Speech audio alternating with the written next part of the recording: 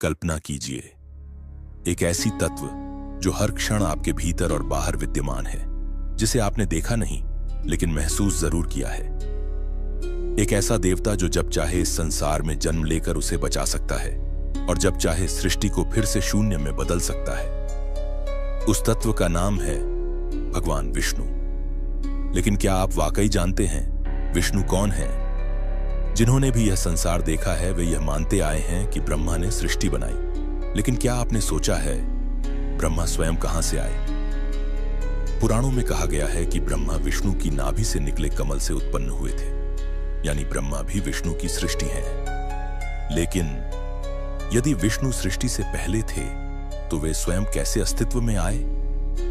इस रहस्यमयी कथा को अंत तक जरूर देखिए, क्योंकि इसी वीडियो में आपको पता चलेगा विष्णु की उत्पत्ति कैसे हुई, इस ब्रह्मांड की रचना किसने की और विष्णु इस सृष्टि में क्या भूमिका निभाते हैं।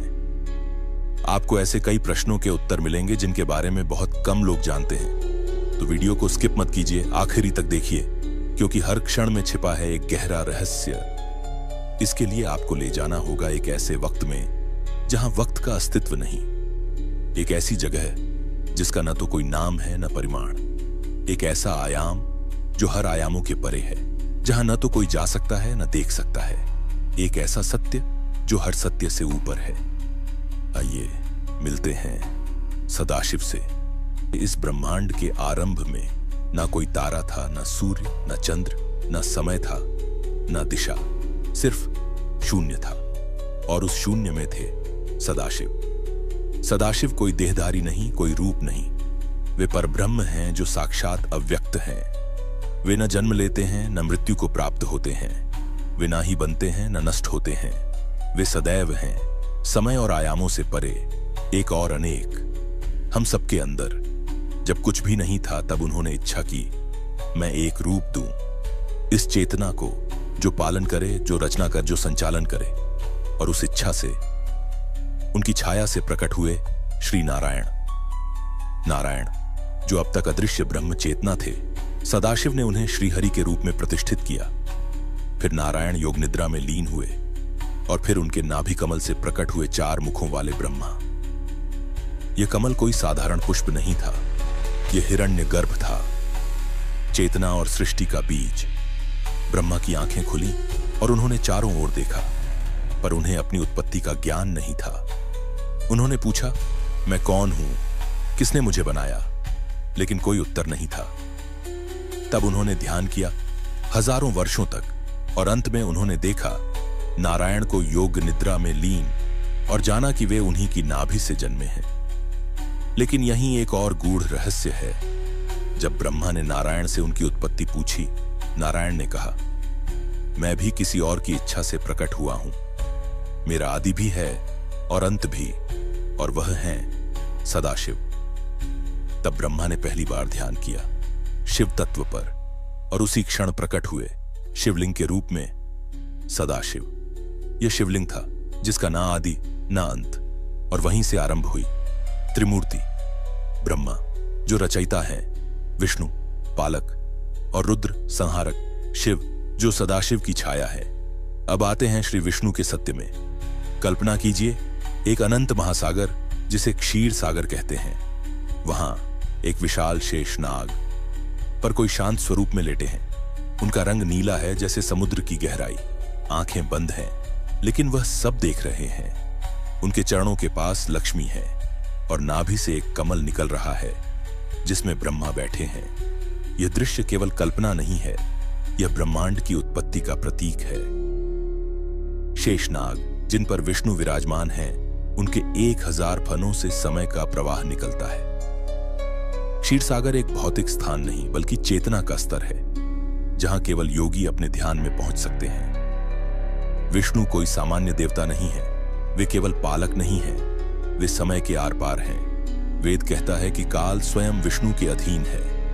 वैकुंठ बस एक शब्द, एक विश्वास और एक रहस्य। श्रीमद् भागवत में वर्णन है कि वैकुंठ ब्रह्मांड के ऊपर स्थित है, जहां द्वारपाल जय और विजय खड़े हैं। रत्नों से जड़े महल है, गंधर्व हर समय नारायण के भजन गाते हैं। वहां दुख, समय, मृत्यु या मोह का कोई प्रवेश नहीं। पुराणों में कहा गया है कि वैकुंठ का प्रवेश द्वार केवल भक्तों के लिए खुलता है। योगी जन कहते हैं वैकुंठ कोई दिशा नहीं, एक स्थिति है जहां आत्मा पूर्ण शांति में प्रवेश करती है। राम और कृष्ण विष्णु के अवतार हैं, लेकिन नारद पुराण में यह भी कहा गया ये अवतार केवल रूप नहीं बल्कि ऊर्जा के प्रयोग हैं। हर युग में विष्णु स्वयं को युग के अनुरूप ढालते हैं। राम धर्म के ऊर्जा के स्वरूप हैं, कृष्ण ज्ञान की ऊर्जा का स्वरूप, और अगले कल के अवतार में विष्णु विनाश और पुनर्निर्माण के ऊर्जा का स्वरूप होंगे। भविष्य पुराण के अनुसार विष्णु ने पहले से ही 1000 युगों के लिए योजनाएं बनाई हैं, जिनमें हर युग में अलग ऊर्जा के साथ उनका प्रकट होना तय है। बहुत लोग पूछते हैं क्या आज विष्णु धरती पर हैं? और उत्तर है हां, लेकिन रूप में नहीं, ऊर्जा में। जहां भी कोई ध्यानस्थ साधक बैठा है, जहां भी कोई मां अपने बच्चे को सुला रही है, जहां कोई वृद्ध संत दूसरों के लिए प्रार्थना कर रहा है, वहां विष्णु है। विष्णु के अंशावतार आज भी पृथ्वी पर जन्म लेते हैं, जिन्हें हम संत, गुरुओं या महात्माओं के रूप में पहचानते हैं। वे हमेशा समाज को संतुलन में रखने के लिए गुप्त रूपों में सक्रिय रहते हैं। ब्रह्मवैवर्त पुराण कहता है कलयुग के अंत में जब अधर्म की सीमा टूटेगी, तब विष्णु स्वयं कल्कि के रूप में प्रकट होंगे। उनका वाहन सफेद घोड़ा होगा। उनका उद्देश्य अधर्म का विनाश और सत्य युग की वापसी होगी। राम और कृष्ण के रूप में विष्णु ने जो किया वो केवल धर्म की स्थापना नहीं थी, वो चेतना को ऊंचाई देना था। और आज भी हर भक्त के हृदय में कहीं न कहीं विष्णु मौन रूप में बैठे हैं। तो मित्रों, विष्णु केवल एक देवता नहीं, वे समय के आर पार फैले एक ऊर्जा हैं। वे हैं जो दिखते नहीं लेकिन सब कुछ संचालित करते हैं। वे हैं जो हर युग में धर्म की रक्षा के लिए आते हैं, चाहे राम के रूप में हो या कृष्ण के रूप में। और वे हैं जो अंत में सबको वैकुंठ में ले जाने वाले हैं। तो मित्रों, आपने जाना कैसे सदाशिव ने नारायण को उत्पन्न किया और नारायण की नाभि से जन्मे ब्रह्मा जो इस संपूर्ण सृष्टि के रचयिता बने। यह कोई कहानी मात्र नहीं है, यह उस चेतना की यात्रा है जिससे यह पूरा ब्रह्मांड बना है। और आज भी वो शिव तत्व हमारे भीतर, हमारे चारों ओर विद्यमान है। अगर आपको यह रहस्य और ज्ञान से भरी कहानी अच्छी लगी तो कृपया हमारे चैनल को सब्सक्राइब जरूर करें, इस वीडियो को लाइक करें और कमेंट में लिखें ओम नमः शिवाय या जय श्री हरि।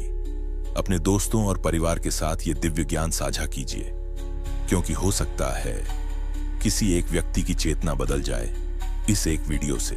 अगर आपको यह वीडियो अच्छा लगा हो और आप ऐसे ही आध्यात्मिक रहस्यों में रुचि रखते हो तो हमारे चैनल पर और भी अद्भुत और गूढ़ विषयों पर वीडियो पहले से मौजूद है, जैसे शिव कौन है, शिव तत्व क्या है, काली मां की रहस्यमयी कथा, शिव और सती की गाथा, और भी कई ज्ञानवर्धक, रहस्यपूर्ण और आध्यात्मिक यात्राओं से भरे वीडियो जो आपके मन, बुद्धि और आत्मा तीनों को छू जाएंगे। तो अभी जाइए, हमारे चैनल को एक्सप्लोर करें और जुड़ जाइए इस आध्यात्मिक यात्रा के साथ, जहां हर वीडियो आपको स्वयं से मिलवाएगा। हमारे चैनल को सब्सक्राइब करें, बेल आइकॉन दबाएं और बने रहें हमारे साथ, क्योंकि आपकी आत्मा को जिस ज्ञान की तलाश है वो शायद अगली ही वीडियो में आपका इंतजार कर रहा हो। हर हर महादेव, जय श्री हरि।